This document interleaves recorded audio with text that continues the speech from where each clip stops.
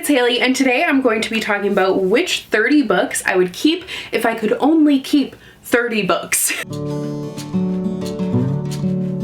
So I did a video like this when Marie Kondo's whole Netflix series came out, and there was a lot of people really offended that she said you should only keep 30 books, but that's not what she was saying. She was just saying only keep the books that bring you joy, you know, those things.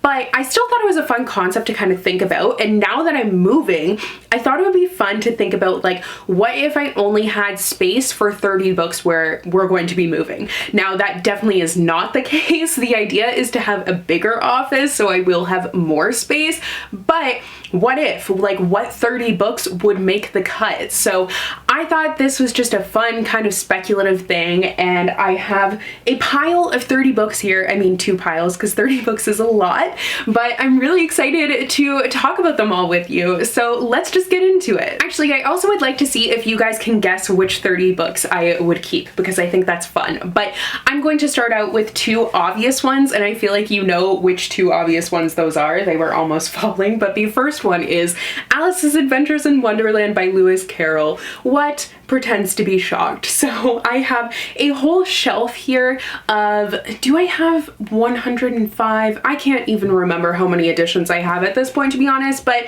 I have a lot of editions of it. So which edition would I keep? I don't know, but I just picked this one because it was the nearest accessible one to me. So obviously I have a deep love for this story, the nonsensicalness of it, it just totally transports me to a new world, and I love it for that.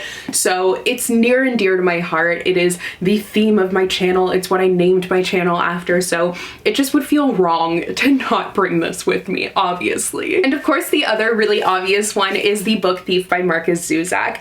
I love The Book Thief. It is one of my favorite historical fictions. I've read so many great historical fictions. It's one of my favorite genres that it's hard for me to narrow down which one is my favorite, but this one I think is the one that introduced me to that genre and made me fall in love with it. This is a heartbreaking story. It is a World War II historical fiction following a young girl who she is displaced from her home, and she's experiencing, she's living in Germany, and it's during World War II, and it's narrated by death. So there's a lot there to unpack, but it is so beautiful and impactful and just an incredible read overall. I also decided to do this now because this will be the last video that I'm posting before we actually move. I think on moving day I'm posting a video too. I don't remember what it is because I'm trying to pre-film everything, but yeah, I thought it would be fun for my last video that I will be living here to talk about which books I would bring with me if I could only bring a few. So now the rest of the stack is really in no particular order, but first up I will talk about Heartless by Marissa Meyer. This is my favorite Alice in Wonderland retelling, so it would feel wrong to not bring it with me.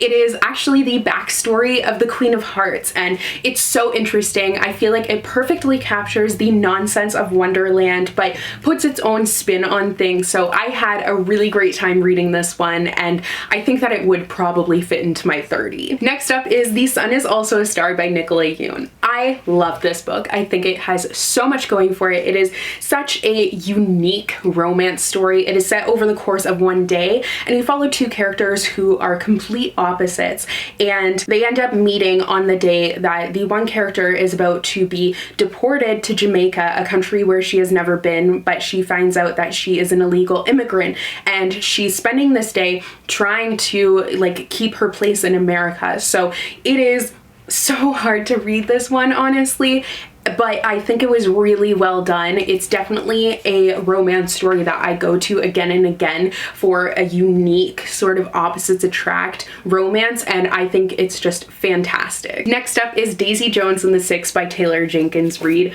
Of course, I have to bring this one with me. So this is the story of a rock band in the 60s and 70s, mostly in the 70s, but it's told in an interview format. That really showed you a lot. It's told in in an interview format, which definitely isn't going to work for everyone, but for me, it felt like I was actually watching a documentary about this rock band, and I like fell in love with it. I fell in love with all of the characters. It totally blew me away, and I wasn't expecting that because I did enjoy Evelyn Hugo, but like this one I completely loved. So I also read this with bookmarked, so it has sentimental value to me to keep it for that reason. It's the first book that we did for our book club, and we all loved it, and I've read it twice actually since reading it for the first time. So obviously, since I'm not a huge rereader, it really is a book that I loved. Next up is Her Royal Highness by Rachel Hawkins.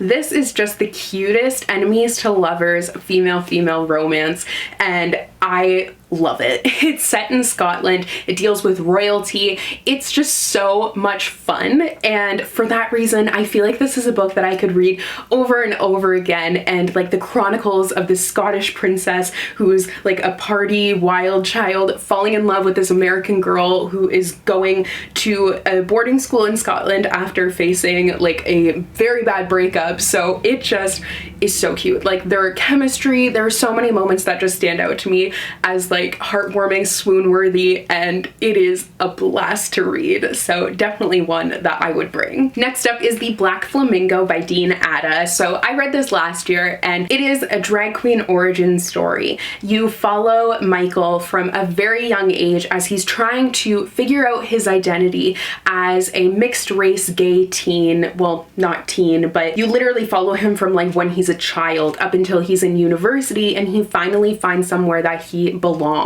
And it is so well done. Like Michael is a character that definitely will find his way into your heart, and I felt for him so much and just wanted the best for him. And the poetry in this was absolutely beautiful because it is a story told in verse, and I just loved seeing him finally come to find who he is and where he belongs, and it was so great to follow that journey. Next up is, of course, Crooked Kingdom by Leigh Bardugo. So Six of Crows and Crooked Kingdom, that is my favorite duology. Like I love it so much. Leigh Bardugo is one of my favorite authors. I also do love the original Shadow and Bone trilogy, but this book I think is my favorite out of all of them, which is why I say this is the one that I would bring with me. I love this cast of characters, and I love seeing how things ended up for them in the journey that they went on.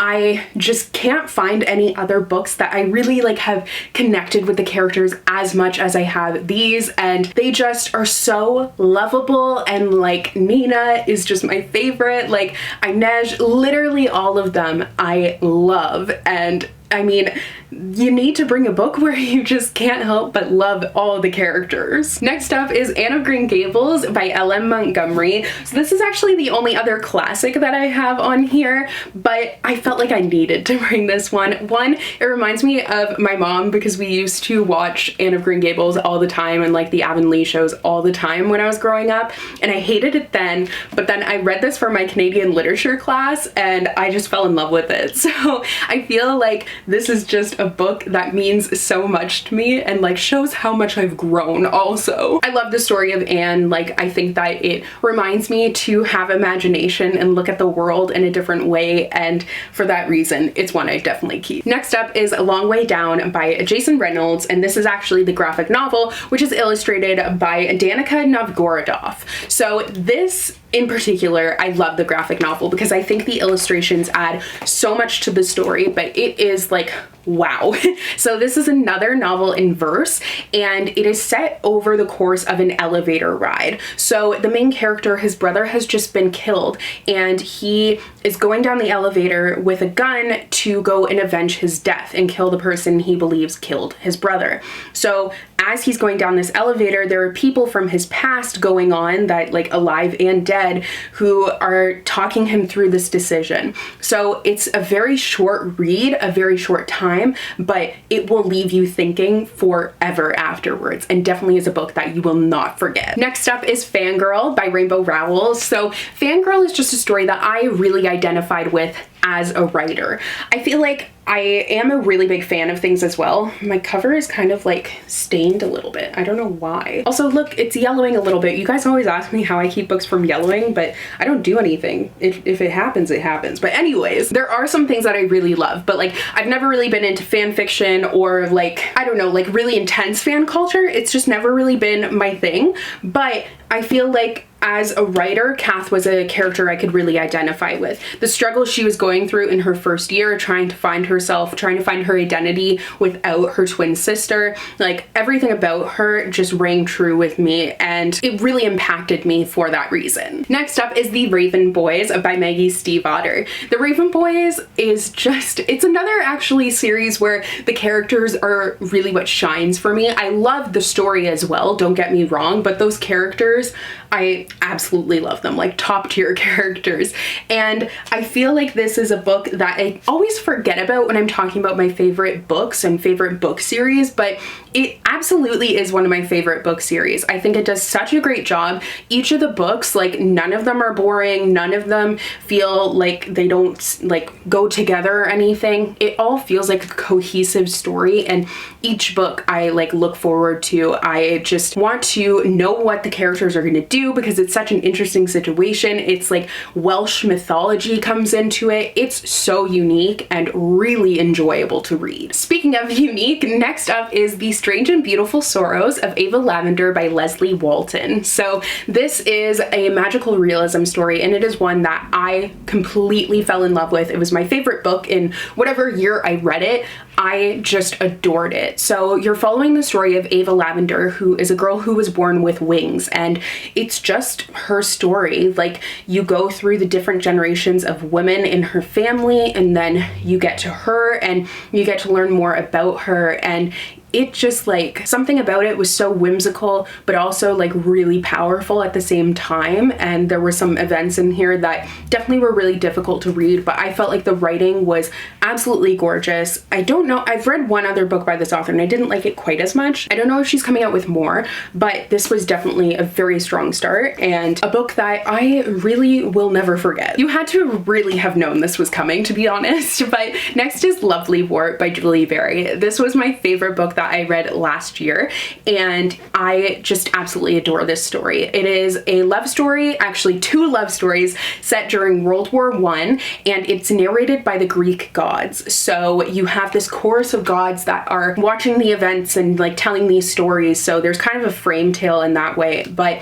these love stories are so heartbreaking and like, oh my goodness, I loved these characters. I loved the method of telling the story, and I loved the love stories themselves. And it's definitely a book that like just means so much to me. Next up is Felix Ever After by Kaysen Callender. This is another book that made its way onto my favorites list for last year, and for good reason, because wow, was this book amazing. Like, I loved Felix, and I loved watching him try to find his identity as a transgender teen boy. He's trying to figure out who he really is, but he also finds himself in a love triangle and is trying to deal with that situation, and he's also facing some terrible transphobic bullying too. So this is a story that had a lot of fun moments, but a lot of difficult moments as well, and then a lot of really heartwarming and sweet moments. So it had a little bit of everything that I was looking for, and for that reason, like, it's a book that will definitely follow me anywhere. Next up is Simon versus the Homo Sapiens Agenda by Becky Albertalli. So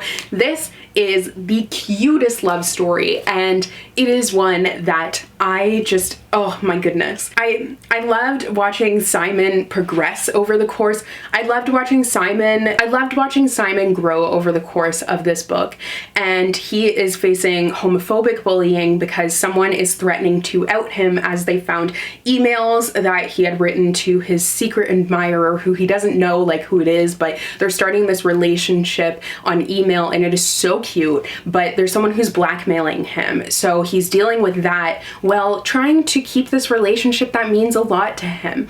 This deals with coming out, and like obviously it's horrible that he's not able to do it on his own terms, but I think this is a really important read. Next up is Blood for Blood by Ryan Groudon. So this is the second book of the Wolf by Wolf duology, but I think that I like this one a little bit more than Wolf by Wolf, which is why I say that I would keep this one. But you guys know I loved that duology last year. I wasn't expecting it to be nearly as good as it was, but it's an alternate history where World War II ended with the Axis powers winning the war. So now there's this motorcycle race, and you have a character who is using that as an opportunity to get close to Hitler in order to assassinate him. So it's a really high stakes situation, and it like totally comes to high stakes situation in this book. There are so many heartbreaking things that happen in this book, but it is an action-packed wild ride the entire time. Next up, I have a couple of books by the same author, and that is John Green. So specifically The Fault in Our Stars and Turtles All the Way Down. The Fault in Our Stars is one of the first books that like I fell in love with, and I read it so many times. And Turtles All the Way Down, I think, has such an accurate and great representation of mental illness. And I think it was very different for John Green, but it was also really well done. So I will never get tired of John Green's writing, to be honest, so I feel like having two of his books here, it just feels right. Next up is a recent love of mine, and that is We Are Not Free by Tracy Chi. I've talked about this book. I think everyone should read it, and I think that it is one that will always belong in my collection. It tells the story of 14 Japanese American teenagers who are taken from their homes and brought to incarceration camps, and it exposes the reality of that from all of their perspectives.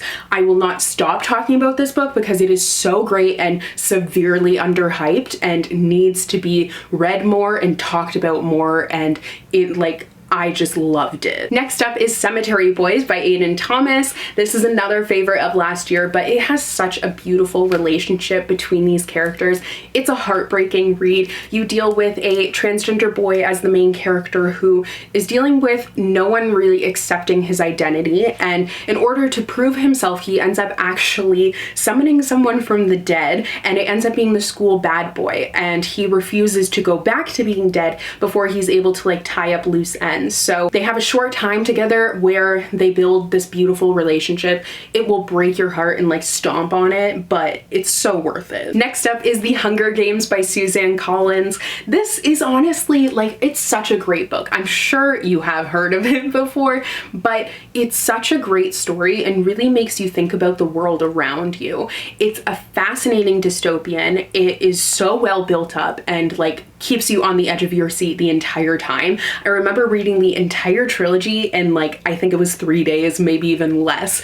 And that was back when I wasn't really a reader. So this is another book that I fell in love with before really loving reading, and it definitely means a lot to me. Next up is Josh and Hazel's Guide to Not Dating by Christina Lauren. This is the cutest, fluffiest, like just my favorite heartwarming romance. I love these characters and I loved the chemistry between them. This was kind of my introduction to adult romance, and it made me fall in love with the genre, and this is still the one that I go to as like my #1 favorite because I just thought that Josh and Hazel were such vibrant characters and their chemistry just came off of the page like so strongly. You knew that they had to be together. It's also a second chance romance, like friends to lovers sort of thing. I don't really understand the difference between those two, to be honest, because I feel like second chance romance is kind of also friends to lovers, but anyways, I digress. The point is, it's adorable, so great, and like I just love it. Next up is The Astonishing Color of After by Emily X.R. Pan.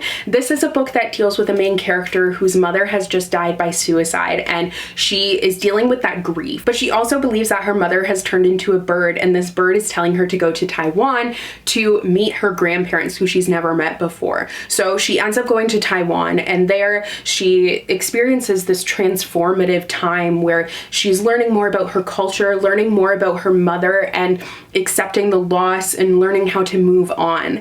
And it is like definitely a heartbreaking read. You'll get, I really like books that break my heart apparently, and this one was so beautifully written, and I'm very eager for this author to come out with more because this was such a fantastic debut. Next is The Nightingale by Kristen Hanna. I'm sure you expected this one to show up here, but another World War II historical fiction. This one is actually an adult historical fiction though, and it is set in Nazi-occupied France, and you follow two sisters, and it's just the story of them. Like, they're both have very different views, they're both in different areas, they just have different experiences, and you will fall in love with these characters and like want what's best for them, and it just is so tragic and will like completely break your heart, but it is a beautiful story overall, like so great. Next is Red, White, and Royal Blue by Casey McQuiston. This is one of the cutest romances that I've read. I loved it. It definitely gets hyped up a lot, but I think it totally lives up to that. So you're following Prince Henry of Wales and the first son of America, and they have an enemies to lovers forbidden romance, and it is, oh my goodness, like, it is fantastic. The chemistry, the writing, the banter, everything about it, you will fly through this book. And it also has like political commentary and stuff like that. Like, it has more going for it, which is awesome. I totally got something in my eye when I did that, but struggles. Next up is The Hate You Give by Angie Thomas. I cannot say enough about the impact of this book, and it's another book that I think everyone should read. You follow the main character, Star, and she was the only witness to the murder of her unarmed childhood friend at the hands of a police officer. So now she has to face this decision about speaking up and worry about her safety, and also there is like obviously the questions of police brutality, and Angie Thomas does a great job of bringing that to the forefront and of bringing the characters to life. Like, I just loved them. I love the families, and I know I've said love like a million times in this video, but these books are top tier for me, and this one for sure makes the cut. Speaking of characters that I love and a world that I'll really never get tired of, next up is The Diviners by h.leblanc. This writing is fantastic. The use of perspective is magical. It is a ghost story set in 1920s New York, and you will completely be taken there, and you will follow so many different characters over the course of the entire series, and every single one you will just love. And like, they're all so unique, and there's so many perspectives in there, but none of them feel like you don't know like as much about one as the other. Like, it's very well rounded, and it needs to be a TV show as well because it would be fantastic. But my goodness, I would definitely need to keep this book. So getting to the final two here, next up is Codename Verity by Elizabeth Wein. I had a hard time narrowing down the historical fiction because I feel like that's the genre that like I always feel impacted me the most, but I felt like this one for sure I had to include. So this tells the story of a British pilot who crash landed in Nazi-occupied France and now has been taken in for interrogation, and you're hearing her story through the interrogation. So it's super difficult, but like very well done. And finally, Raybearer by Jordan I. Fueco. This is an incredible fantasy, very different than other fantasies that I've read before, and it features characters that I felt like were very lifelike, and the main character is so desperate to have a connection with someone, and the world and magic system is really interesting and unique. It's like to protect the prince, there's like 7 or 8 of them that have this ray to connect to him, and what that is, like, the world building was fantastic. I'm not really good at describing it, but it was really interesting and not what I was expecting at all. Okay, so those are all, I think that was 30, but those are all the books that would make the cut if I only had very limited space where I'm moving. Like I said, this is not the case. I do have enough space for like more books hopefully, but not right away, at least like once we actually find our forever house, because we're staying at a renting place in between, like we're renting a place. I don't know why I said it like that, but we're renting a place, and then we will move into our forever home where I will have more room for books is the goal there. But I thought it was fun to kind of think about which books would make the cut, which wouldn't. Like, obviously there are more books that I would like to bring and some that I didn't even talk about, but this was just kind of like the first books that came to mind for me. So I hope you guys enjoyed today's video. Thank you so much for watching, and I will see you in a new one soon. Bye!